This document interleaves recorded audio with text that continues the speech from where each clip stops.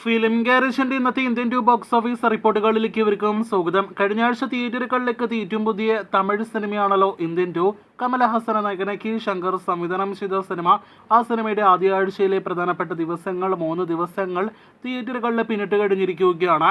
ആദ്യ 3 ദിവസത്തെ world wide gross collection പുറത്തു വരുമ്പോൾ 115 കോടിയാണ് സിനിമയുടെ വേൾഡ് വൈഡ് ഗ്രോസ് കളക്ഷൻ. വെറും 3 ദിവസങ്ങൾ കൊണ്ടുള്ള ഒരു തമിഴ് സിനിമയുടെ കളക്ഷൻ എന്ന നിലയിൽ നോക്കുകയാണെങ്കിൽ മികച്ച കളക്ഷൻ തന്നെ ഇന്ത്യൻ ടു നേടിയെടുത്തിരിക്കുകയാണ്.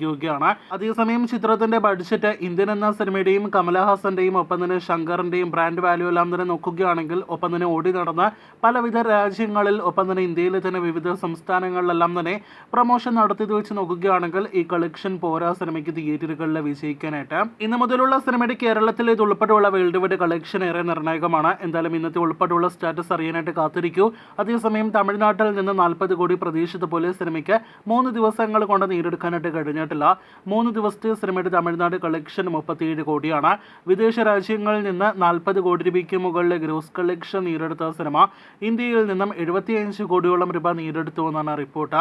ആദ്യ ദിവസം മാത്രം 56 കോടി വേൾഡ് വൈഡ് ഗ്രോസ് കളക്ഷൻ നേടിയെടുത്ത മികച്ച തുടക്കം നേടിയെടുത്ത സിനിമയ്ക്ക് പിന്നീട് ശനി ഞായർ ദിവസങ്ങളിൽ വലിയ കളക്ഷൻ കുതിപ്പ് ആദ്യ ദിവസത്തെ ഇതുപോലെ നടത്താനായിട്ട് കഴിഞ്ഞിട്ടില്ല.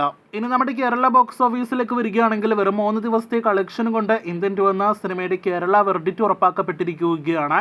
കേരളത്തിലെ സിനിമയുടെ ആദ്യ 3 ദിവസത്തെ കളക്ഷൻ 4 കോടി 12 ലക്ഷം രൂപയാണ്. സിനിമയുടെ കേരള വെർഡിക്റ്റ് പുറത്തു വരുമ്പോൾ ഡിസാസ്റ്റർ സ്റ്റാറ്റസ് ആണ് സിനിമ നേടിയെടുത്തിരിക്കുന്നത്. ഗോകുല മൂവീസ് കേരളത്തിൽ വിതരണത്തിനായിട്ട് കൊണ്ടുവന്ന സിനിമ ആദ്യ ദിവസം മോശമല്ലാത്ത തുടക്കം നേടിയെടുത്തെങ്കിലും സിനിമയുടെ നെഗറ്റീവ് റെസ്പോൺസ് കേരളത്തിലെ സിനിമയുടെ ബോക്സ് ഓഫീസ് സ്റ്റാറ്റസിന് വലിയ വിനയായി മാറിയിരിക്കുകയാണ്. 8 കോടി രൂപയ്ക്കാണ് ഗോകുല മൂവീസ് ഇന്ത്യൻ ടു കേരളത്തിലേക്ക് എത്തിച്ചത്.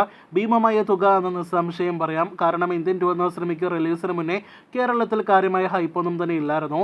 ഒരു പക്ഷേ വിക്രം എന്ന സിനിമയുടെ ഫൈനൽ ഗ്രോസും ഫൈനൽ കേരള ഷെയർ എല്ലാം തന്നെ കണ്ടായിരിക്കാം ഗോകുല മൂവീസ് 8 കോടി രൂപയ്ക്ക് ഇന്ത്യൻ ടു കേരളത്തിലേക്ക് എത്തിച്ചത് എന്നാണ് നാം മനസ്സിലാക്കുന്നത്. കഴിഞ്ഞ വർഷം ജയിലർ, ലിയോ തുടങ്ങിയ സിനിമകളിലൂടെ വൻ ലാഭം നേടിയെടുത്ത ഗോകുല മൂവീസിന് വലിയൊരു തിരിച്ചടി ഇന്ത്യൻ ടു എന്ന സിനിമയുടെ കളക്ഷൻ ഉണ്ടാക്കുമെന്ന് ഉറപ്പാക്കപ്പെട്ടിരിക്കുകയാണ്.